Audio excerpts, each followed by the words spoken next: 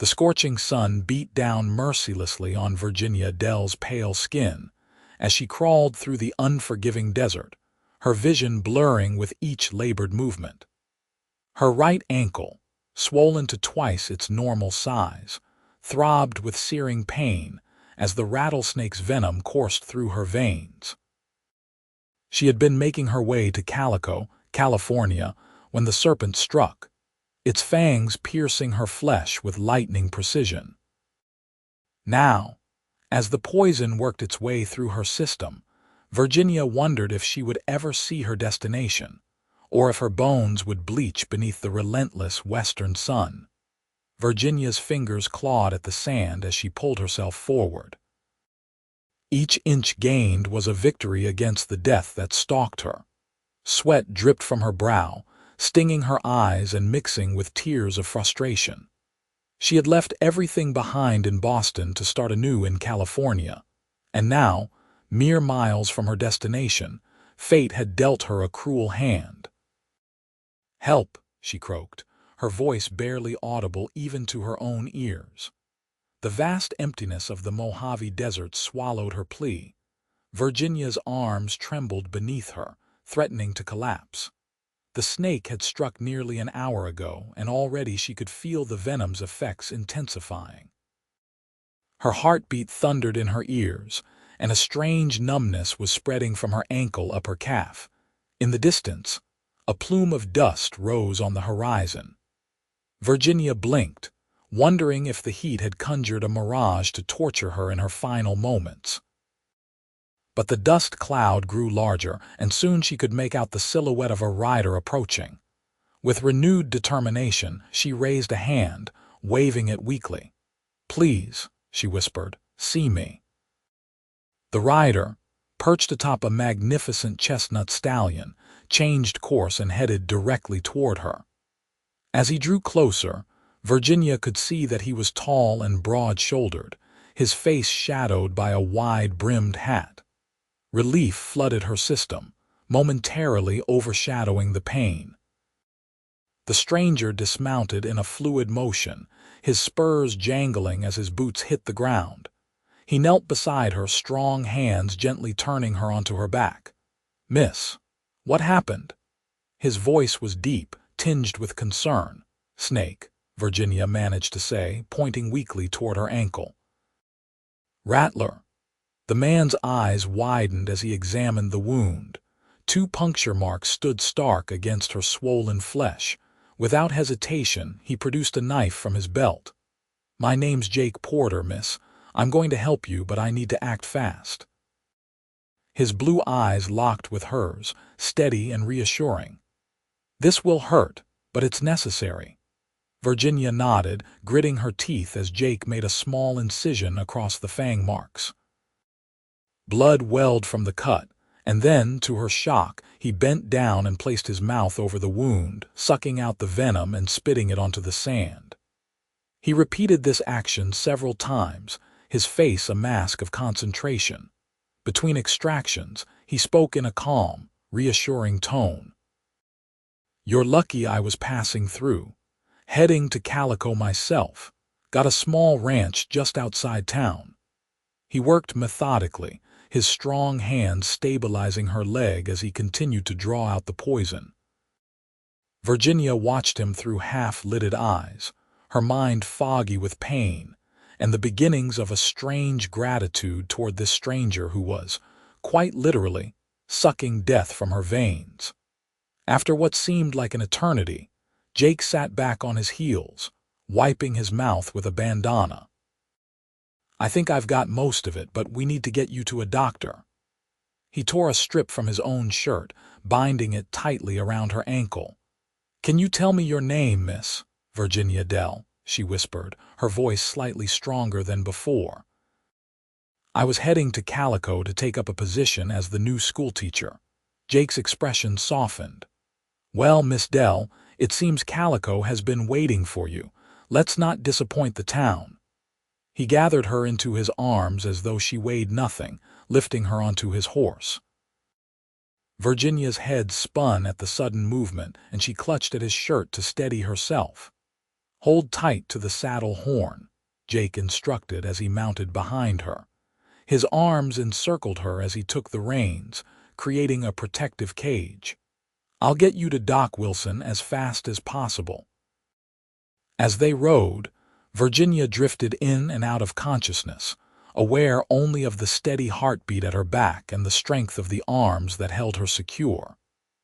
The desert landscape blurred around them, the heat shimmering off the sand in waves. "Stay with me, Miss Dell," Jake's voice penetrated the fog in her mind. "Tell me about Boston. What made you leave and come all the way to California?" Virginia forced her eyes open, focusing on the question to keep herself alert. "Teaching positions are scarce there," she murmured. "Too many qualified women, not enough schools. When I saw the advertisement for Calico, it seemed like Providence."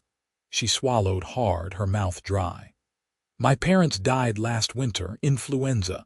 There was nothing left for me there." Jake's arms tightened slightly around her.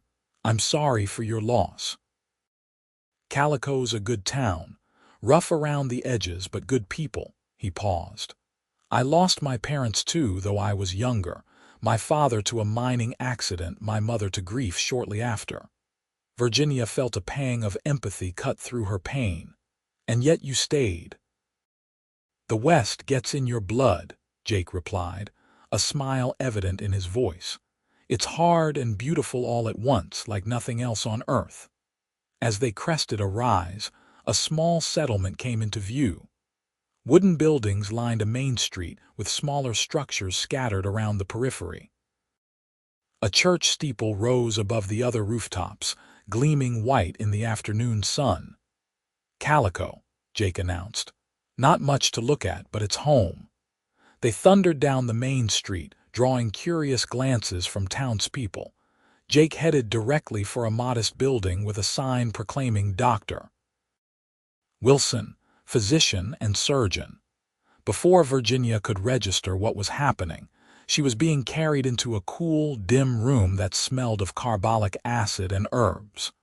Jake laid her gently on an examination table as a gray-haired man with spectacles hurried forward. "Jake, what's this?" "Rattlesnake bite, Doc, out in the desert. I sucked out what venom I could, but she's been suffering the effects for over an hour, I'd guess." The doctor immediately began examining Virginia's ankle, his touch professional and efficient. "You did well, Jake. Probably saved her life." He looked at Virginia's pale face. "What's your name, young lady?" "Virginia Dell," Jake answered for her. "She's the new school teacher." "Well, Miss Dell, welcome to Calico. I apologize for the circumstances." The doctor prepared a syringe. "This will help with the pain and counteract any remaining venom. You're fortunate Mr. Porter found you when he did. Another hour and we might be having a very different conversation." As the doctor administered the medicine, Virginia's eyes sought Jake's. "Thank you," she whispered. "I don't know how to repay you." Jake removed his hat, revealing sandy brown hair and a face more handsome than Virginia had initially realized. His blue eyes crinkled at the corners as he smiled. "No need for thanks. Anyone would have done the same." "Not anyone, doctor." Wilson interjected, preparing a poultice for Virginia's wound. "Most folks would have been too squeamish or ignorant to do what Jake did. He saved your life, plain and simple." Virginia held Jake's gaze, a warmth that had nothing to do with the desert heat spreading through her chest. "Then I am doubly fortunate." Jake shifted, suddenly looking uncomfortable with the praise. "Doc, Miss Dell will need a place to stay while she recovers. The schoolhouse living quarters won't be ready for another week at least." "Ordinarily, I'd offer my spare room," the doctor replied, "but my sister and her children are visiting from Sacramento." "She can stay at my place," Jake said, then hastily added, "My mother's old room. It's proper and my housekeeper, Mrs. Finch, is always there." Virginia opened her mouth to protest, but the doctor spoke first. "That's probably for the best. She'll need watching for the next few days to ensure there are no complications, and your ranch is close enough to town that I can check on her daily." Feeling as though decisions were being made without her input, Virginia pushed herself up on her elbows. "I appreciate the offer, Mr. Porter, but I couldn't impose. It's no imposition," Jake insisted. "And please call me Jake. After what we've been through, formalities seem a bit unnecessary." Virginia sank back, too exhausted to argue further. The medicine was beginning to take effect, dulling the pain and making her eyelids heavy. "Rest now," Dr. Wilson advised. "The worst is over, but your body has been through an ordeal. Jake will come back with a wagon to transport you once I've finished treating your wound." As Virginia drifted into a medicinal sleep, her last awareness was of Jake's calloused hand briefly squeezing hers, a gesture of reassurance that followed her into her dreams. When Virginia awoke, she was in an unfamiliar room, lying on a comfortable bed beneath a patchwork quilt. Sunlight streamed through lace curtains, illuminating simple but elegant furnishings. For a moment she was disoriented, until the throbbing in her ankle brought memories flooding back. The snake, the venom, and the cowboy who had saved her life. The door opened, and a plump, motherly woman entered carrying a tray. "Ah, you're awake. That's good to see. I'm Mrs. Finch, Mr. Porter's housekeeper." She set the tray on a bedside table. "How are you feeling, my dear?" Virginia assessed her condition. Her ankles still hurt, but the pain was manageable. The fog that had clouded her mind was gone, replaced by clarity and hunger. "Much better, thank you." "How long have I been asleep?" "Nearly 18 hours, Mrs. Finch replied, pouring a cup of tea. "It's just past 9 in the morning. Dr. Wilson said the sleep would do you good. He stopped by earlier to check on you and was pleased with your progress." Virginia accepted the tea gratefully. "And Mr. Porter, is he here?" Mrs. Finch smiled knowingly. "Jake's been out since dawn tending to the cattle. That man never stops working, especially when he's worried." She bustled around the room, opening the curtains wider. "He carried you in here like you were made of china, fussing over every detail. Never seen him so concerned over anyone." Heat rose to Virginia's cheeks at the thought. "He saved my life. I owe him a great deal." Mrs. Finch hummed, laying out a simple blue dress at the foot of the bed. "I took the liberty of altering one of my daughter's dresses for you. Your own clothes were in quite a state. Don't worry about getting up just yet, though. Doctor's orders are for you to rest that ankle." Virginia sipped her tea, looking around the room more carefully. Though simple, everything spoke of care and quality. Framed sketches of wildflowers hung on the walls, and a small bookshelf held well-worn volumes. "This was his mother's room." "Yes," Mrs. Finch said softly. "Elizabeth Porter was a fine woman, loved beauty and books. Jake keeps it just as she left it." She paused, her expression thoughtful. "It's the first time he's let anyone stay here since she passed, nearly 15 years ago now." The significance of this wasn't lost on Virginia. She ran her fingers over the quilt's intricate stitching. "I'm honored by his trust." "Well, eat your breakfast before it gets cold," Mrs. Finch instructed, heading for the door. "I'll be back to help you freshen up after." Left alone, Virginia ate the simple but delicious meal of scrambled eggs, bacon, and biscuits with honey. As she ate, she pondered the strange turn her life had taken. Just 2 days ago, she had been on a stagecoach, excited and nervous about her new position. Now she was recovering from a near-death experience in the home of a man she barely knew but to whom she owed everything. After breakfast, with Mrs. Finch's help, Virginia managed to wash and change into the borrowed dress. Though still weak, she insisted on sitting in a chair by the window rather than returning to bed. From there, She had a view of Jake's ranch, a modest but well-maintained property with a barn, corral, and pastures extending toward distant hills. In one of the corrals, a man was working with a horse, and even from a distance, Virginia recognized Jake's tall figure. He moved with the same fluid grace she remembered from their first meeting, confident yet gentle with the spirited young horse. Virginia found herself mesmerized by the sight, watching as he guided the animal through what appeared to be training exercises. Later that afternoon, as Virginia was reading one of the books from the shelf, a collection of Walt Whitman's poetry, a knock came at the bedroom door. "Come in," she called, setting aside the book. Jake entered, hat in hand, looking somewhat hesitant. The indoor lighting revealed details Virginia had missed during their first encounter. A small scar above his right eyebrow, laugh lines around his eyes, and a jawline shadowed with a day's growth of beard. His presence filled the room in a way that made it seem smaller. "Miss Dell," he greeted her. "Mrs. Finch said you were feeling better."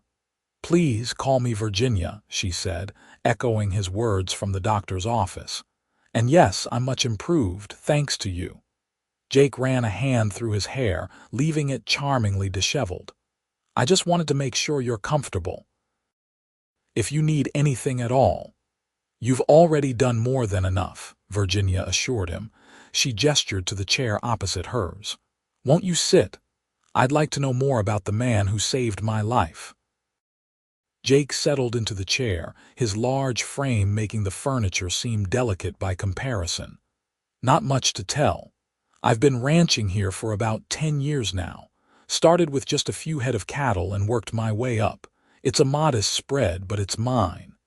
And before that..." A shadow crossed his face. "I was a bit of a drifter after my parents died. Worked as a ranch hand, did some prospecting, even tried my hand at bounty hunting for a spell." He shook his head. "Didn't care for that last one much. Too much ugliness." Virginia studied him, trying to reconcile the gentle man before her with the hardened existence he described. "What made you settle in Calico? Believe it or not, a horse." Jake smiled at the memory. "I won Thunder, that's my stallion, in a poker game in Tucson. He was wild as the wind, but something about him spoke to me. I decided he needed a proper home, which meant I needed one too." He leaned forward, his expression earnest. "Sometimes life points you in a direction you never expected, and you just have to follow." Virginia nodded, thinking of her own journey west. "I understand that completely." Their conversation flowed easily after that, ranging from Virginia's teaching experience in Boston to Jake's adventures throughout the Western Territories. She learned that he was 32, had never married, and had taught himself to read from his mother's books. He discovered that she was 26, had always wanted to see the Pacific Ocean, and could play the piano beautifully. As the afternoon light began to fade, Jake reluctantly stood. "I should let you rest. Doc Wilson will be by tomorrow morning to check on you again." "Thank you for the company," Virginia said, "and for everything else." Jake paused at the door, looking back at her with an expression she couldn't quite decipher. "Having you here, it's nice. The house feels different. Better." Before she could respond, he was gone, his boot steps receding down the hallway. That night, as Virginia lay in bed, she reflected on the strange twist of fate that had brought her to this place. The snake that had nearly killed her had also led her to Jake Porter, a man unlike any she had ever known. In Boston, she had received attention from several well-educated gentlemen, but none had affected her the way this straightforward rancher did. There was a genuineness to him, an integrity that shone through every action and word. "Don't be foolish," she whispered to herself in the darkness. "You barely know him." But as sleep claimed her, Virginia couldn't deny the warmth that filled her heart when she thought of blue eyes crinkling at the corners and strong hands that had pulled poison from her veins. The next few days established a pattern. Dr. Wilson visited each morning, pronouncing Virginia's recovery remarkable and reducing the bandages on her ankle. Mrs. Finch fussed over her meals and helped her move about the house, eventually allowing her to sit on the porch where the fresh air could work its healing magic. And Jake, after finishing his morning chores, would join Virginia for lunch, their conversations growing longer and more personal with each passing day. On the fourth day, Jake surprised Virginia by appearing mid-morning with a wooden crutch. "I made this for you," he said, presenting it with an almost boyish shyness. "Thought you might like to see more of the ranch than just the house." The crutch was beautifully crafted, sanded smooth and fitted with a padded top. Virginia's heart swelled at the thoughtfulness of the gift. "It's perfect," she said, rising to test it. "Thank you." With Jake beside her, ready to offer an arm if needed, Virginia made her way slowly around the ranch yard. He showed her the barn where Thunder and the other horses were stabled, the chicken coop that provided fresh eggs, and the small vegetable garden that Mrs. Finch tended with fierce pride. "You've created something wonderful here," Virginia observed as they paused in the shade of an oak tree. "A real home." Jake looked around his property with new eyes, seeing it through her perspective.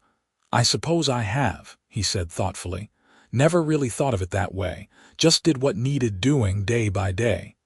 "That's how all great things are built," Virginia replied.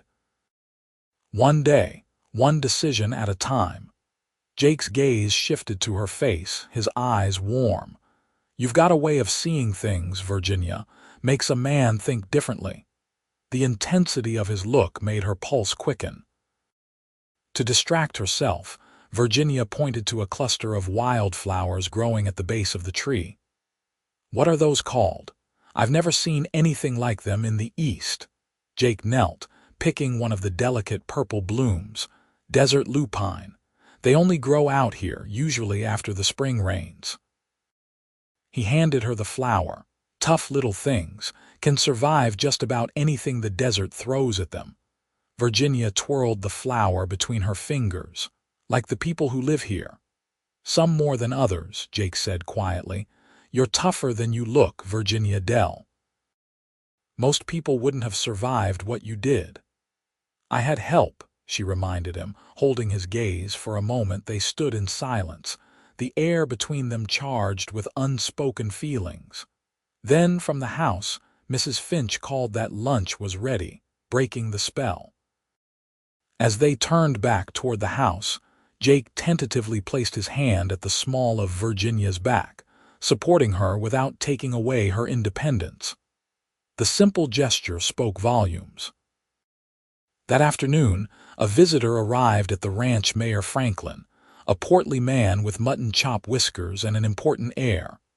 Virginia was resting on the porch when he drove up in a smart buggy. "Miss Dell," he exclaimed, removing his hat as he approached.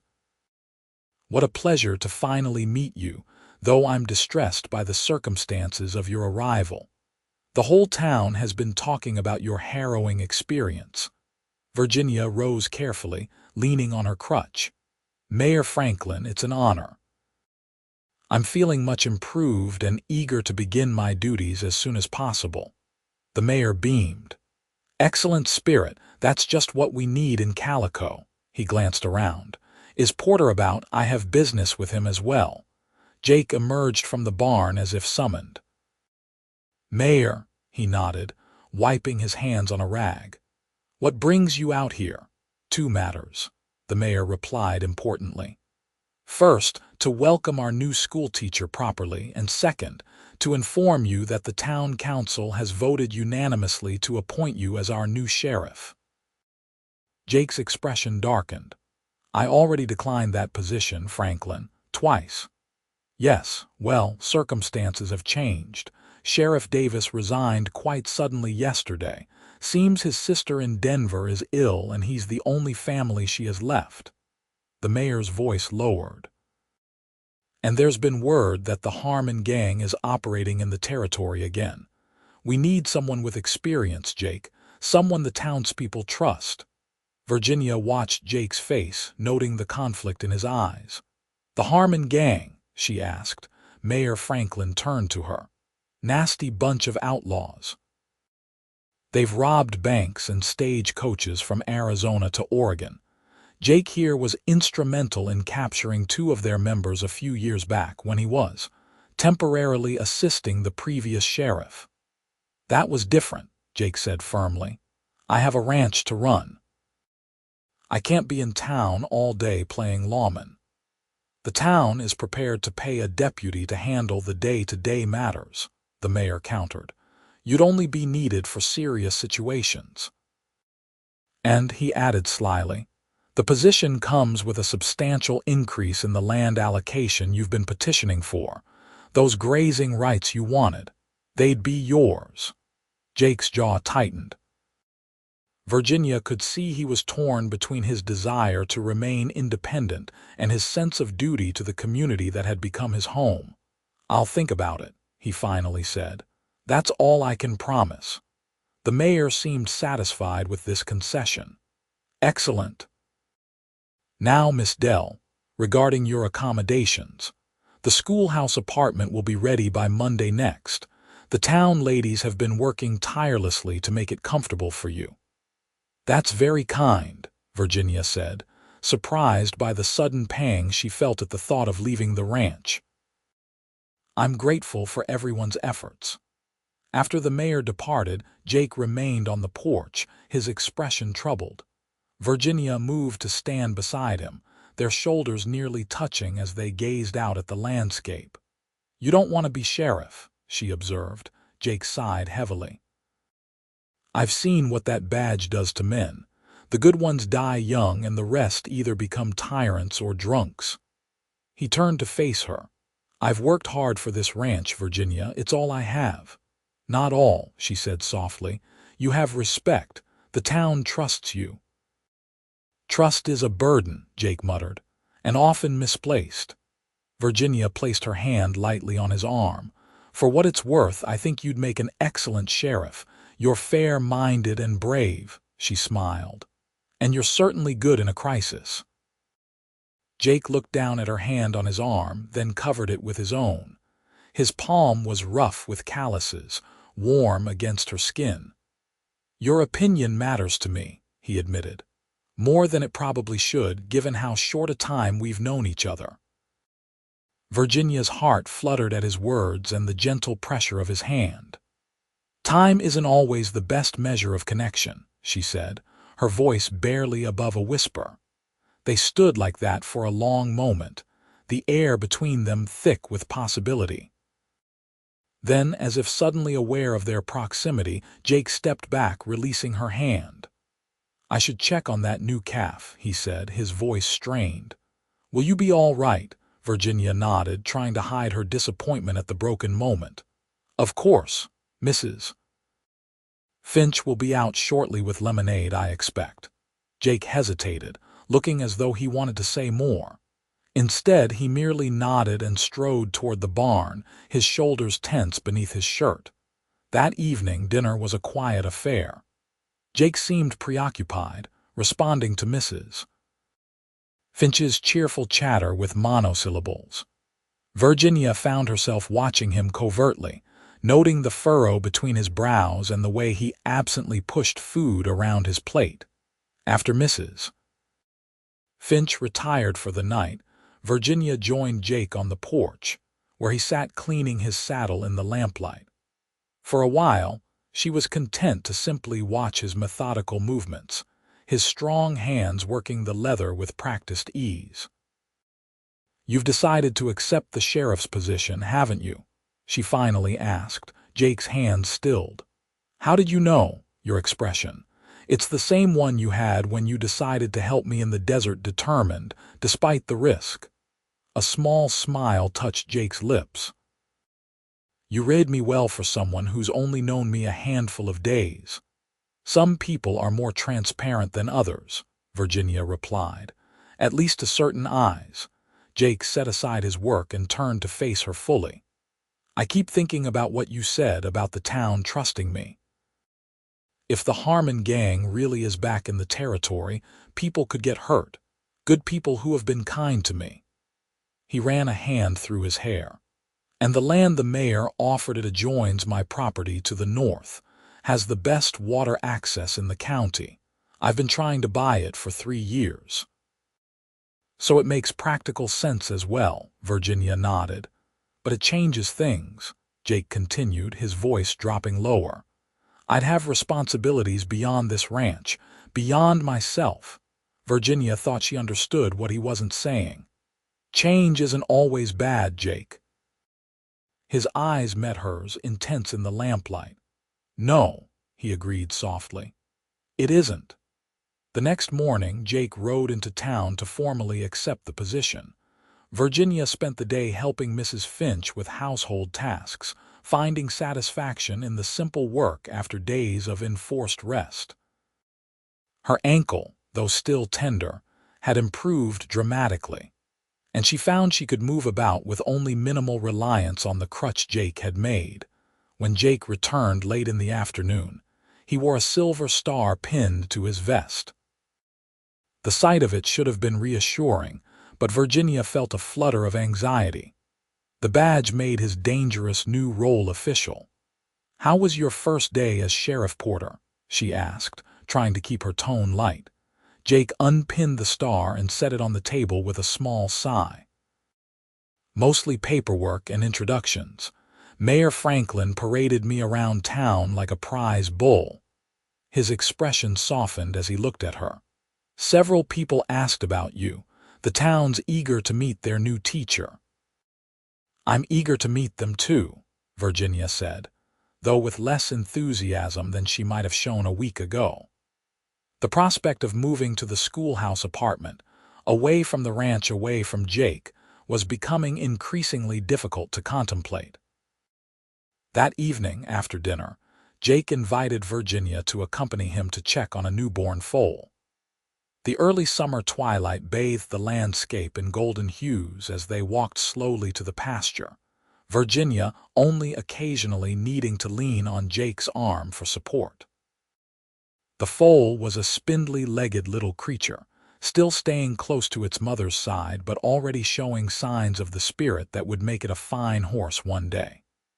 Virginia watched in delight as it pranced about, kicking up its heels before darting back to the safety of its mother. "She's beautiful," Virginia breathed, leaning against the fence. "What will you name her?" "I was thinking Starlight," Jake said, watching the foal with evident pride. "For the white mark on her forehead. It suits her," Virginia nodded approvingly. As they stood side by side, the comfortable silence between them was broken by Jake's quiet voice. "I've been thinking about what happens next, when you move to town." Virginia's heart quickened. "Oh, I'd like to keep seeing you, Virginia." Jake turned to face her, his expression serious. "If that's something you might want too." The sincerity in his eyes made her breath catch. "I'd like that very much." Jake's hand found hers, their fingers intertwining naturally. "Good," he said simply. "That's good." The moment was perfect, the dying light, the soft whicker of horses in the background, and the warmth of Jake's hand around hers. Virginia could scarcely believe that less than a week ago she had been crawling through the desert, certain she was going to die. Now, life stretched before her full of new possibilities. As they walked back to the house, hand in hand, Virginia felt as though she had found something she hadn't even known she was searching for. On Monday morning, Virginia prepared to leave for her new home in town. Dr. Wilson had declared her fit to assume her teaching duties, though he advised her to continue favoring her ankle for another week. Mrs. Finch had packed a basket of home-baked goods to tide her over until she got her bearings, and Jake had arranged for his ranch hand, Miguel, to drive her to the schoolhouse in the wagon. Standing on the porch, Virginia found herself reluctant to say goodbye. The ranch had become a haven, and the thought of leaving it and Jake created an unexpected ache in her chest. "Everything's loaded," Jake announced, coming around from the back of the wagon. He stood before her, hat in hand, looking as conflicted as she felt. "Thank you for everything," Virginia said, her voice not quite steady. "I don't know how I can ever repay your kindness." Jake took a step closer. "You don't owe me anything, Virginia, having you here these past days." He hesitated, searching for words. "It's been the best thing that's happened to me in a long time." Virginia's eyes stung with sudden tears. "For me as well." For a moment it seemed Jake might say more, might even take her in his arms. But then Mrs. Finch bustled out with one last package for the road, and the moment passed. Jake helped Virginia into the wagon, his hands lingering at her waist a second longer than necessary. "I'll ride into town this evening," he promised, "to make sure you're settling in all right." Virginia nodded, not trusting herself to speak. As the wagon pulled away, she looked back to see Jake standing exactly where she had left him, watching until they disappeared from view. The schoolhouse was a modest but well-maintained building at the edge of town. The apartment attached to it consisted of 2 rooms, a combination kitchen and sitting area, and a small bedroom simply but comfortably furnished. Several ladies from the town were there to greet Virginia, including Mrs. Wilson, the doctor's wife, and Mrs. Peterson, the mayor's sister. "We've stocked your pantry with the essentials," Mrs. Wilson explained, showing Virginia around. "And the school board left the class registers on your desk. There are 28 children enrolled, ages 6 to 16. The older boys can be a handful," Mrs. Peterson warned. "Especially the Thompson twins, but they're good children at heart." Virginia thanked them for their kindness and assistance, asking questions about the curriculum and school protocols. The women seemed impressed by her knowledge and enthusiasm, exchanging approving glances as she outlined her teaching philosophy. After they left, Virginia unpacked her few belongings and explored her new home more thoroughly. The rooms were clean and bright, with windows that afforded views of the mountains to the east. It was more than adequate for her needs, yet it felt strangely empty after the warmth and life of Jake's ranch. That afternoon, Virginia ventured into town to introduce herself to some of the local merchants. The general store owner, Mr. Abernathy, was particularly welcoming, offering her a special teacher's discount on supplies. At the small town library, she met Mrs. Holloway, a former teacher herself, who promised to help Virginia with anything she might need for her classes. Everyone she encountered was curious about her snake-bite ordeal, and Jake's role in her rescue had clearly been embellished in the retelling. By the time Virginia reached the milliner's shop, she had heard versions where Jake had fought off 3 rattlesnakes with his bare hands and carried her 15 miles through a sandstorm. People do love their stories, Mrs. Mills, the milliner, chuckled when Virginia attempted to set the record straight. "But there's no denying Jake Porter saved your life, dear. And he's never shown such concern for anyone before, from what I hear." Virginia felt her cheeks warm at the implication. "Mr. Porter has been very kind," she said diplomatically, "as has everyone in Calico." By the time she returned to the schoolhouse, Virginia was exhausted but encouraged by the friendly reception she had received. The town was smaller and more rustic than Boston, to be sure, but there was a sense of community and genuine welcome that had often been lacking in the more established society she had left behind. As promised, Jake arrived that evening, looking somewhat uncomfortable in a clean shirt and freshly polished boots. He had brought a small potted plant, a desert rose, he explained, that would thrive on her windowsill with minimal attention. "It's lovely," Virginia said, placing it where the morning light would catch its delicate pink blooms. "Thank you." They sat at her small table, sharing the pie Mrs. Finch had packed and talking about Virginia's first impressions of the town. Jake seemed relieved to hear she had been warmly received and offered insights into the various families whose children would be her students. "The Thompson boys aren't bad," he confirmed Mrs. Peterson's assessment. "Just full of energy and not much outlet for it. Their pa works them hard at the family store, but boys that age need more physical activity. Perhaps I can incorporate more practical, hands-on learning," Virginia mused. "I've always believed education should engage the whole person, not just the mind." Jake regarded her with admiration. "You're going to be wonderful for this town, Virginia. These children are lucky to have you." The simple sincerity of his praise warmed her more than any elaborate compliment ever could. Their conversation flowed easily, touching on books they had both read, places they had seen, and dreams they still harbored. Before either realized it, hours had passed. "I should go," Jake said reluctantly, noting the lateness of the hour. "You need your rest before your first day of teaching." At the door, he hesitated, then reached out to touch her cheek with gentle fingers. "Good night, Virginia." The touch sent a shiver through her that had nothing to do with the evening chill. "Good night, Jake," she whispered. After he left, Virginia stood at the window, watching his tall figure move down the street toward the sheriff's office where he had taken temporary quarters. Only when he disappeared from view did she realize she was clutching the locket she always wore, the one containing miniature portraits of her parents.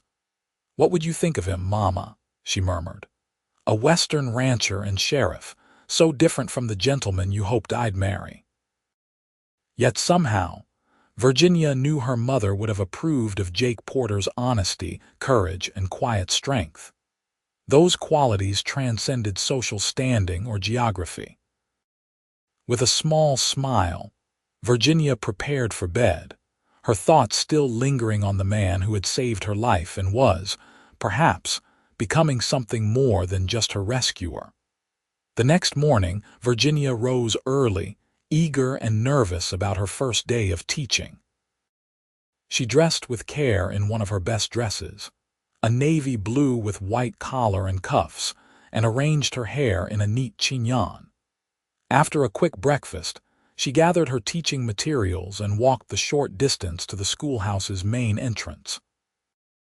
Inside, the classroom was larger than it appeared from the outside, with rows of wooden desks facing a raised platform where the teacher's desk stood. Large windows allowed natural light to flood the space, and a blackboard covered most of the front wall.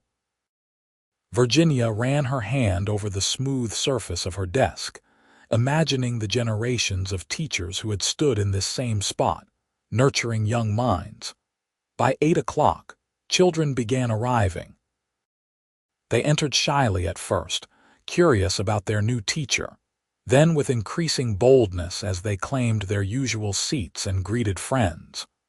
Virginia welcomed each one with a warm smile, making mental notes of names and faces. At precisely 8:30, Virginia rang the school bell, signaling the official start of the day. 26 students of varying ages sat before her, their expressions ranging from eager to apprehensive to mildly rebellious. "Good morning," Virginia began, her voice clear and confident despite her nerves. "I am Miss Dell, your new teacher. I've come all the way from Boston, Massachusetts, to be here with you in Calico, and I'm very excited to begin our learning journey together." She proceeded to call roll, asking each student to stand briefly so she could connect names with faces. The Thompson twins, Ethan and Evan, were indeed as mischievous as she had been warned, but they responded respectfully enough when addressed directly. Little Sarah Jenkins, barely 6, was so shy she could barely whisper her present, while 16-year-old Rebecca Wilson, the doctor's daughter, carried herself with the poise of someone much older. After introductions, Virginia outlined her expectations and the subjects they would cover. She emphasized her belief in active learning and respect for one another. Then, to assess their current knowledge, she administered simple tests in reading, arithmetic, and writing. As the day progressed, Virginia found herself thoroughly enjoying the challenge of managing the diverse group. By lunchtime, she had identified the strengths and weaknesses of most students and had begun forming ideas for how best to help each one progress. During the lunch break, as the children ate in the schoolyard under the shade of a large oak tree, Virginia noticed Jake watching from across the street. He lifted his hand in greeting but didn't approach, apparently not wanting to disrupt her work. The gesture touched his interest in her new role, his respect for her authority with the children. The afternoon session focused on history and natural sciences.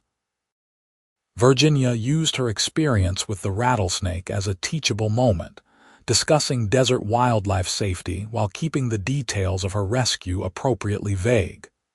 The students were captivated, especially when she explained how Jake had extracted the venom. "Sheriff Porter is a hero," declared young Tommy Abernathy, the general store owner's son. "My pa says he's the bravest man in the territory." Virginia smiled. "Your father may well be right, Tommy, but remember, true bravery isn't about being fearless. It's about doing what's right even when you are afraid." As the children filed out at the end of the day, Virginia stood at the door, bidding each one farewell. Her heart was full with the satisfaction of work well begun. Teaching had always been her passion, and these calico children, with their direct manner and eager minds, promised to be as rewarding as any she had encountered in Boston's more formal classrooms.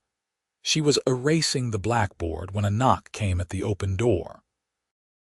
Jake stood there, hat in hand, a bouquet of wildflowers held somewhat awkwardly in the other. "Thought you might like these," he said, stepping into the classroom, "to celebrate your first day." Virginia accepted the flowers with delight. "They're beautiful, thank you." She buried her nose in the colorful blooms, inhaling their subtle fragrance. "How did you know desert flowers are becoming my favorite?" "Just a guess," Jake said, a smile playing at the corners of his mouth. "How did it go?" "The children seemed engaged from what I could see." Virginia arranged the flowers in a jar of water as she recounted the day's events. Jake listened attentively, asking thoughtful questions about her teaching methods and offering insights about specific students based on his knowledge of their families. "You'd make a fine teacher yourself," Virginia observed. "You have a natural way of explaining things." Jake laughed. "I think my talents lie elsewhere, speaking of which I need to make evening rounds. Would you care to join me for supper at the hotel restaurant after?" To celebrate your successful first day. Virginia's pulse quickened at the invitation. "I'd like that very much." "I'll come by around 7 then," Jake said, his eyes lingering on her face before he reluctantly turned to go. The hotel restaurant was the finest establishment in Calico, which wasn't saying much by Boston standards, but represented the height of local sophistication. Tables were covered with actual cloths, oil lamps provided a warm glow, and the menu offered more variety than the typical fare at the town's only other eating establishment, a small cafe that catered primarily to minors. Jake arrived promptly at 7, having changed into a clean shirt and brushed his hair. The silver sheriff's star gleamed on his vest. Virginia, too, had changed for the occasion, wearing a rose-colored dress that Mrs. Finch had altered for her, with her hair arranged in soft curls around her face. "You look beautiful," Jake said simply as he escorted her through town, his hand warm at the small of her back. The restaurant was nearly full, and their entrance drew curious glances and knowing smiles from the other diners. Virginia realized that in a town this size, their dinner together would be noted and discussed. She found she didn't mind. There was nothing improper about two respected community members sharing a meal. They were seated at a corner table, somewhat removed from the other diners. Jake ordered for both of them after consulting Virginia's preferences: steak, potatoes, and fresh vegetables, with apple pie for dessert. To your first day as Calico's teacher, Jake proposed a toast with their water glasses. May it be the beginning of a long and happy tenure. As they ate, their conversation ranged widely, from the antics of the Thompson twins to Jake's progress in organizing the sheriff's office. Virginia found herself laughing more than she had in months, drawn out of her natural reserve by Jake's understated humor and genuine interest in her thoughts. "Tell me about your parents," Jake said as they lingered over dessert. "You mentioned they passed last winter." Virginia touched the locket at her throat, a habit she had when thinking of her family. "My father was a professor of literature at Harvard. He loved poetry and could recite Shakespeare from memory. My mother was more practical. She managed the household with military precision, but had a weakness for romantic novels she tried to hide." She smiled at the memory. They were devoted to each other. "When father fell ill, mother nursed him tirelessly. I think that's why she succumbed so quickly after him. She had given everything she had." Jake nodded in understanding. "My parents were like that too." Different as could be, father was rough-hewn, mother refined, but they balanced each other perfectly. After the mining accident, mother just faded, like a light going out slowly. Virginia reached across the table to touch his hand. "I'm sorry, how old were you?" 17, Jake replied. "Old enough to make my own way, young enough to make plenty of mistakes doing it." "And yet here you are," Virginia said softly. "A respected rancher, now sheriff. They would be proud." Jake turned his hand to clasp hers. "And your parents would be proud of you, Virginia Dell. Teaching in a rough western town, surviving a snake bite. You're made of stronger stuff than you might appear." The warmth in his eyes made Virginia's heart flutter. For a long moment, they sat in silence, hands joined across the table, the connection between them deepening beyond words. The next 2 weeks established a rhythm to Virginia's life in Calico. Her days were filled with teaching, her evenings often spent in Jake's company. Sometimes they dined together at the hotel. Other times they walked through town or sat on the bench outside the schoolhouse, talking until the stars appeared in the vast desert sky. On Sundays, Virginia attended services at the small church where Reverend Thomas preached earnest, if somewhat long-winded, sermons. Jake, she discovered, was not a regular churchgoer but accompanied her without complaint when she expressed a desire for his company. "My mother was religious," he explained as they walked home after a service. "Father less so, but he respected her beliefs. I suppose I fall somewhere between them. I believe in something greater than ourselves, but I'm not convinced it's exactly as Reverend Thomas describes it." Virginia appreciated his honesty. In Boston, such candor about religious matters would have raised eyebrows, but here in the West, she found a refreshing directness in how people approached even the most personal subjects. As she settled into her role as teacher, Virginia made subtle changes to the curriculum, incorporating more practical knowledge and hands-on activities. She took the children on nature walks to identify local plants, organized a project to map the town, and enlisted community members to speak about their trades and skills. Jake often found excuses to visit the school, sometimes bringing along items he thought might interest the students: an unusual rock formation, a hawk's feather, or once, a harmless bull snake that had the children alternately terrified and fascinated. "Sheriff Porter sure comes around a lot," Rebecca Wilson observed one afternoon as she helped Virginia clean the blackboards after class. At 16, Rebecca was Virginia's oldest student and something of an assistant. Virginia felt her cheeks warm. The sheriff takes an interest in the education of Calico's children. Rebecca's knowing smile suggested she wasn't convinced by this explanation. My mother says he's never shown interest in any woman before, at least not seriously. She thinks you must be something special.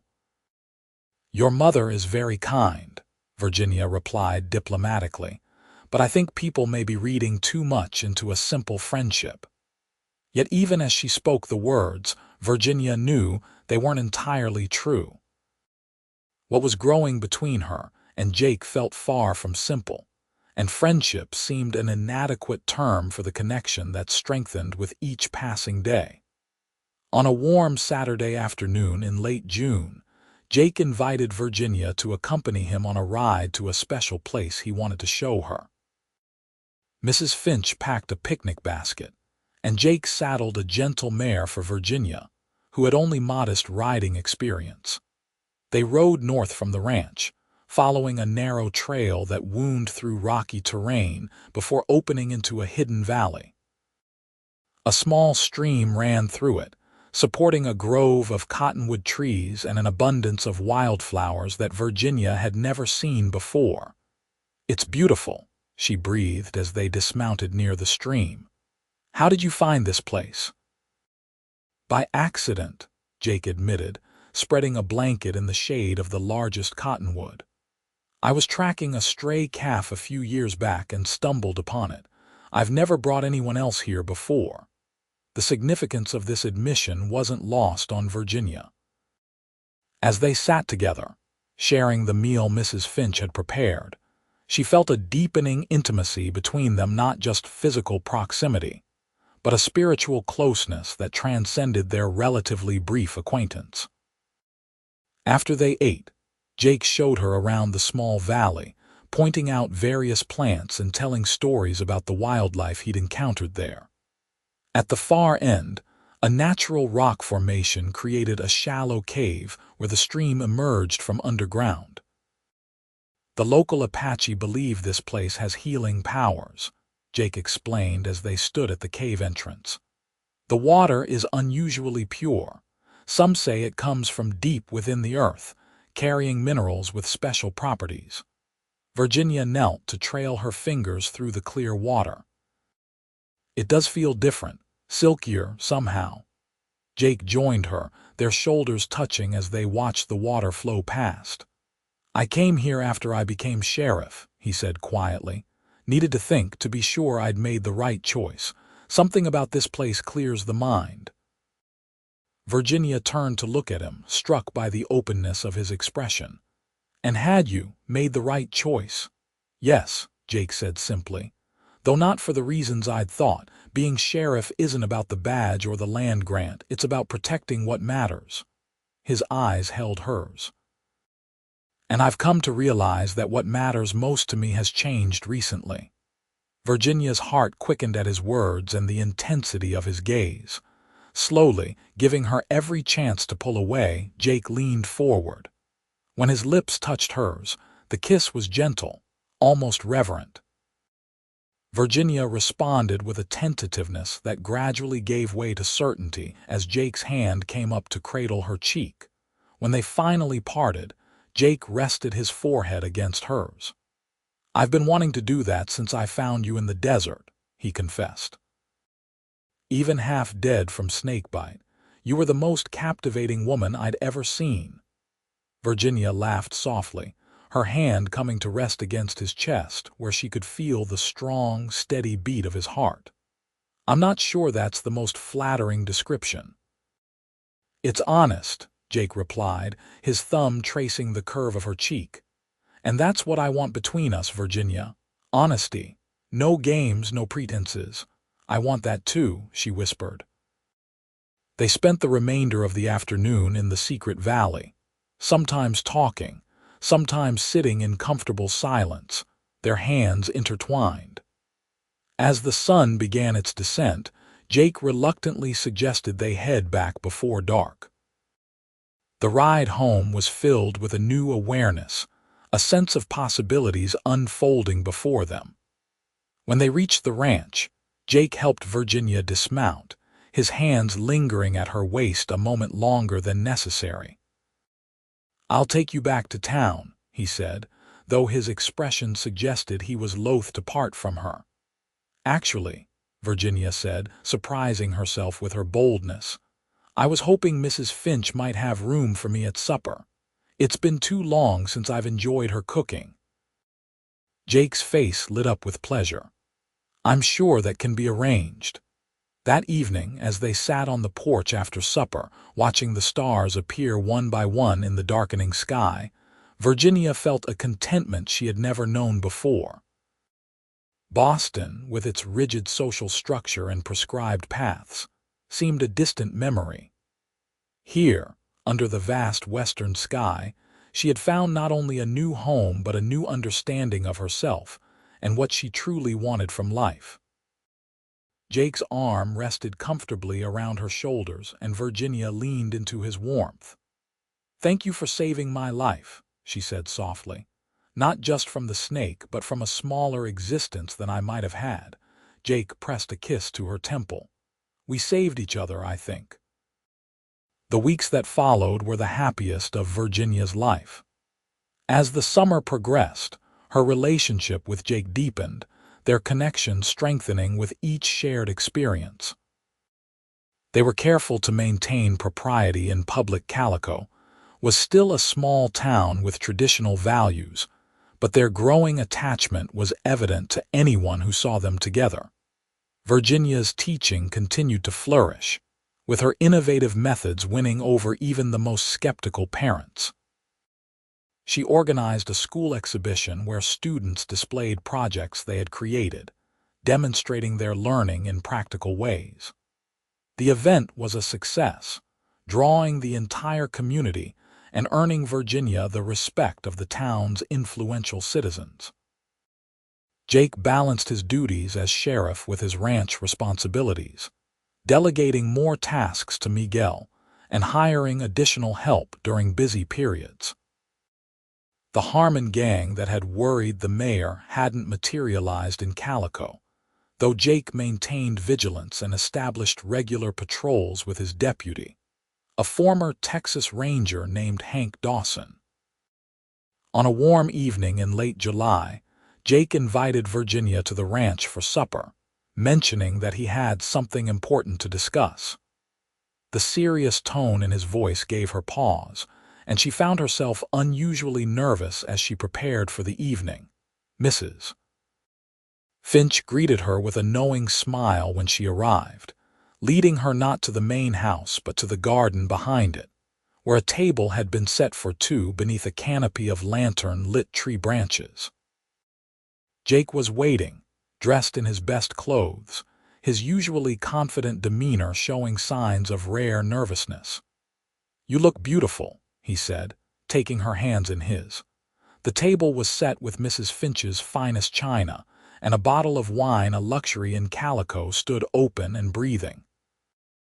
As they ate the delicious meal, Jake spoke of mundane matters: the progress of the full starlight, the success of Virginia's school exhibition, the latest town gossip. But underneath his casual conversation, Virginia sensed an undercurrent of tension, as though he were working up to something significant. Finally, as they finished dessert, Jake reached into his pocket and produced a small wooden box.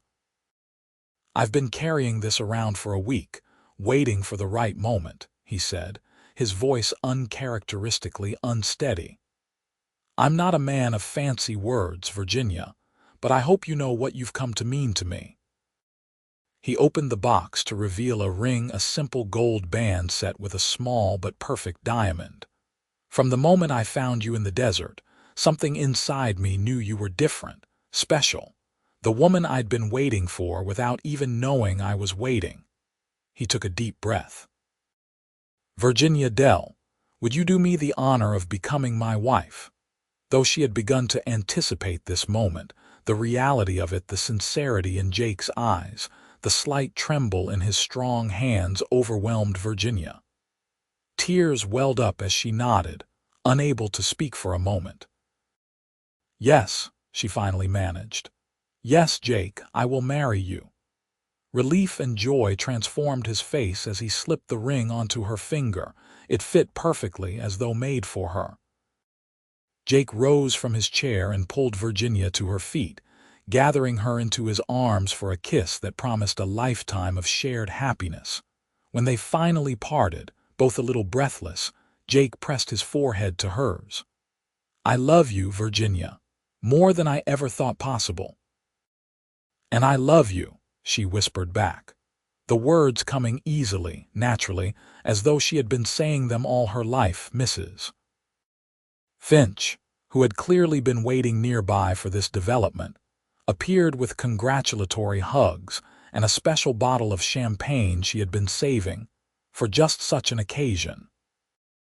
As they toasted their future, Virginia felt a deep sense of rightness, as though all the twists and turns of her life, even the terrifying snake bite, had been leading her to this moment, this man, this love.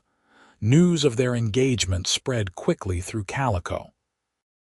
The town's reaction was overwhelmingly positive. The schoolteacher and the sheriff were both respected figures, and many claimed they had seen the match coming from the day Jake carried Virginia into Dr. Wilson's office. They decided on a September wedding, when the worst of the summer heat would be past, but before the school term became too demanding. Virginia wrote to her few remaining relatives in Boston, inviting them but not expecting many to make the arduous journey west. Jake had no family to invite, but included ranchers and townspeople who had become friends over the years. As the wedding approached, practical matters needed attention. The question of where they would live was resolved when Jake proposed expanding the ranch house to better accommodate a family. "I want children," he admitted somewhat shyly. "If that's something you want too." Virginia's heart swelled at his words. "Very much," she assured him. The thought of building a family with Jake, of children running through the ranch yard or riding alongside their father, filled her with joyful anticipation. Construction on the house addition began immediately, with many of the townsmen volunteering their help. Virginia divided her time between teaching, wedding preparations, and helping design their expanded home. The school board, after some deliberation, agreed that Virginia could continue teaching after her marriage, an unusual arrangement, but one they were willing to make for a teacher of her caliber. On a crisp September morning, with the desert beginning to cool from summer's extremes, Virginia stood in the church vestibule, waiting for the ceremony to begin. Her wedding dress, ordered from San Francisco, was simpler than what she might have worn in Boston, but perfect for the woman she had become. Elegant ivory silk with delicate lace trim, neither too formal nor too plain. Mrs. Finch, who had become like a mother to both Jake and Virginia, fussed with the veil, tears glistening in her eyes. "You look radiant, my dear," she said. "Like you were born to be here, not like some eastern flower that might wilt in our harsh climate." Virginia embraced the older woman. "Thank you for welcoming me into your lives, into Jake's life." "Oh, child," Mrs. Finch replied, "you were exactly what he needed, what this place needed. Sometimes blessings come in unexpected forms. Even a venomous snake can be an instrument of fate." The church bell rang, signaling it was time. As the small gathering of guests turned expectantly toward the door, Virginia took a deep breath and stepped into the aisle. Jake stood at the altar, tall and handsome in his new suit, his expression transforming from nervousness to wonder as he saw her approaching. In that moment, Virginia knew with absolute certainty that every step of her journey from Boston across the continent, through the desert where death had nearly claimed her, to this small church in a mining town had been leading her home. Not to a place, but to a person. To Jake.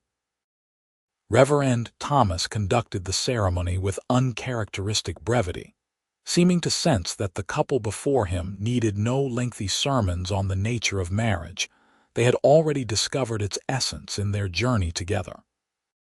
When Jake slipped the gold band onto Virginia's finger to join her engagement ring, his hands were steady, his voice clear and certain as he repeated his vows. Virginia's own voice wavered slightly with emotion, but her eyes never left Jake's as she promised to love and cherish him for all the days of her life. "By the authority vested in me, I now pronounce you husband and wife," Reverend Thomas declared. "You may kiss your bride." Jake's kiss was gentle yet filled with promise, a perfect balance of respect and passion that reflected the man himself. As they turned to face their friends and neighbors, now officially introduced as Mr. and Mrs. Porter, Virginia felt a happiness so complete it seemed almost unreal. The celebration that followed at the hotel was the largest Calico had seen in years. Everyone from the wealthiest mine owner to the humblest ranch hand came to wish the couple well, bearing gifts that ranged from practical household items to handcrafted treasures. The Thompson twins, who had become Virginia's most improved students, presented her with a wooden box they had made themselves, carved with desert flowers. As the evening wound down, Jake led Virginia outside to where a decorated wagon waited to take them to the ranch, their home. "Are you happy, Mrs. Porter?" he asked quietly as they settled onto the seat. Virginia leaned against his shoulder, her heart full. "Happier than I ever imagined possible," she replied honestly. "And you?" Jake lifted her hand to his lips, kissing the rings that bound them together. "I never thought I'd find someone like you, especially not crawling through my desert with a snake bite," he said with a smile that crinkled the corners of his eyes. "But now that I have, I can't imagine my life any other way." As they drove through the cool desert night toward home, Virginia looked up at the vast canopy of stars stretching from horizon to horizon.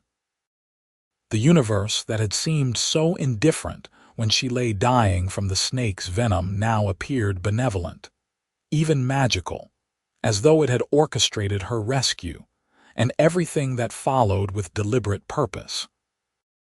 "Thank you for saving my life," she whispered, echoing words she had spoken once before but which now carried even deeper meaning.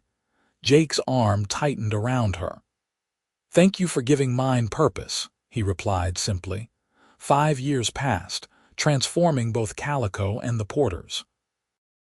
The town grew as the silver mines prospered, attracting new businesses and families. The single-room schoolhouse expanded to 3 rooms with 3 teachers, though Virginia remained the principal educator, beloved by generations of students. Jake continued as sheriff, maintaining peace in the growing community with a firm but fair hand. The Harmon gang had eventually made an appearance, attempting to rob the newly established bank, but Jake and his deputies had been prepared. The attempted robbery ended with 3 gang members in custody and the others fleeing into the desert, never to return to Calico. The Porter Ranch flourished as well, expanding its operations to include not only cattle but also horses bred from Thunder's impressive bloodline. The house, enlarged before their wedding, had expanded again to accommodate their growing family. On a bright spring morning in 1886, Virginia sat on the porch of their home, watching her husband teaching their 4-year-old son, Joshua, to ride his pony. The boy, with Jake's blue eyes and Virginia's curly hair, sat straight and proud in the small saddle his father had made especially for him. "Look, Mama," Joshua called. "I'm riding by myself." "I see you, darling," Virginia called back, her heart swelling with pride. "You're doing beautifully." In her arms, 2-year-old Elizabeth cooed and reached toward her brother and father, eager to join the activity. At Virginia's feet, a cradle rocked gently, holding 3-month-old James, sleeping peacefully in the warm sunshine. Jake led Joshua and the pony in a circle before helping the boy dismount. "That's enough for today, partner," he said, ruffling Joshua's hair. "You're making fine progress." As they approached the porch, Virginia saw in her husband the same strength and gentleness that had drawn her to him from the beginning. 5 years of marriage had only deepened her love, tempering initial passion into something more enduring, a partnership founded on mutual respect and genuine affection. "How are my favorite ladies?" Jake asked, climbing the steps to kiss Virginia and tickle Elizabeth's chin. "We're well," Virginia replied, leaning into his touch, "though this little miss is impatient to join the riding lessons." Jake laughed, taking Elizabeth from Virginia's arms and lifting her high above his head, eliciting giggles from the little girl. "Soon enough, princess. When you're as big as your brother."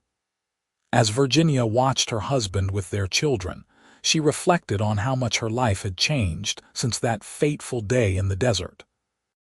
The frightened, half-dead woman crawling through the sand seemed like a different person entirely, someone she might have read about, but never been. Yet that moment of extreme vulnerability had led to this life of extraordinary richness.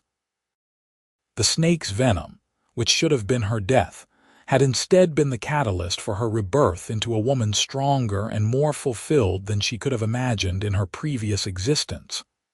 "Penny for your thoughts," Jake said, settling beside her with Elizabeth on his lap. Virginia smiled, taking his free hand in hers. "I was just thinking about beginnings, how the worst day of my life became, in a way, the best." Jake understood immediately. "The snake," he nodded. "Sometimes I think about what might have happened if I'd taken a different trail that day, if I hadn't seen you in time." "But you did," Virginia said softly. "And here we are, Jake agreed, squeezing her hand. Joshua, never one to be left out of a conversation, climbed onto the porch and wedged himself between his parents.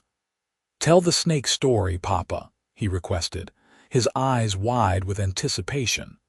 Though he had heard it many times, it remained his favorite tale. Jake chuckled, adjusting Elizabeth on his knee. "Well, it was a hot summer day much like this one," he began, his voice taking on the storytelling cadence that his children loved.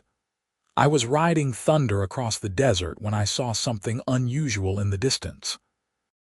A person crawling on the ground." As Jake recounted their meeting, embellishing details for dramatic effect but keeping the essence true, Virginia closed her eyes, letting the familiar narrative wash over her. The story had become part of their family lore, a creation myth of sorts that explained how their world had come into being. In the cradle, baby James stirred and began to fuss. Virginia lifted him, cradling him against her shoulder as she rejoined the family circle. Jake paused in his storytelling to smile at her, his eyes conveying a depth of feeling that needed no words. This, Virginia thought, was the true miracle, not just that she had survived the snake's venom, but that survival had led to this life of purpose and connection. Teaching children, loving her husband, raising their family, these simple things constituted a happiness more profound than anything she had dreamed of in her previous life. As the desert sun warmed their home and Jake's voice continued the well-worn tale of rescue and redemption, Virginia gave silent thanks for the twisted path that had brought her here. Even the rattlesnake, that agent of potential destruction, had in its way been a gift, the beginning of a journey that had led her not just to survival, but to truly living. In the years that followed, the Porter family continued to grow and thrive alongside Calico itself. Virginia's innovative teaching methods earned recognition beyond the small mining town, with educators from larger cities occasionally visiting to observe her techniques. Jake's reputation as a fair but formidable sheriff kept Calico peaceful even as other frontier towns struggled with lawlessness. Their children grew strong and capable in the freedom of ranch life, balancing chores and responsibilities with education and play. Joshua showed Jake's affinity for horses and the land, while Elizabeth revealed a quick mind and love of books that reminded everyone of Virginia. Young James displayed a talent for drawing that surprised both parents, filling sketchbooks with remarkably accurate depictions of desert life. When Virginia was 38, their fourth child arrived, a daughter they named Sarah, with dark curls and solemn eyes that studied the world with unusual intensity. "This one will keep us on our toes," Jake predicted as he held his newest child, now a seasoned father comfortable with the tiny bundle in his strong hands. Through the changing seasons of their lives, the inevitable hardships of drought years and illness, the joys of watching their children master new skills, the satisfactions of work well done, Jake and Virginia's partnership remained the solid foundation upon which their world was built. Their initial attraction had matured into a deep bond that withstood life's challenges, growing stronger with each obstacle overcome together. On their 20th anniversary, Jake surprised Virginia with a trip to the Pacific Ocean, fulfilling the dream she had mentioned on that first ride back to town after her snake bite. They stood together on the shore, watching the endless waves roll in as the sun set in spectacular colors over the water. "Was it worth the wait?"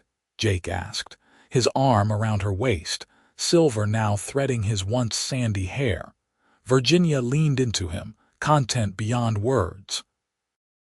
"Everything with you has been worth the wait," she replied. "Even the snake." Jake laughed, the same rich sound that had first captivated her all those years ago. "I never thought I'd be grateful to a rattlesnake, but in this case I make an exception." As they walked along the beach, footprints washing away behind them in the surf, Virginia reflected on the unpredictable nature of life's journey.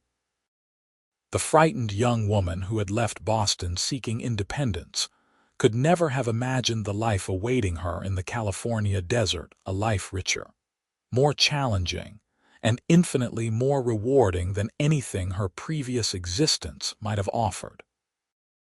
The poison that should have ended her life had instead been the beginning of her true story. And Jake, the cowboy who had sucked that poison from her veins, had in the process infused her with something far more potent, the courage to embrace a life of authentic purpose and deep connection. Their love, born in the harsh crucible of the desert, had not just survived but flourished, spreading branches like the cottonwood trees in their secret valley, offering shelter, strength, and renewal with each passing season. And Virginia, once a proper Bostonian schoolteacher, had found her true self in the wild, beautiful heart of the West, alongside the man who had first saved her life and then helped make it worth living.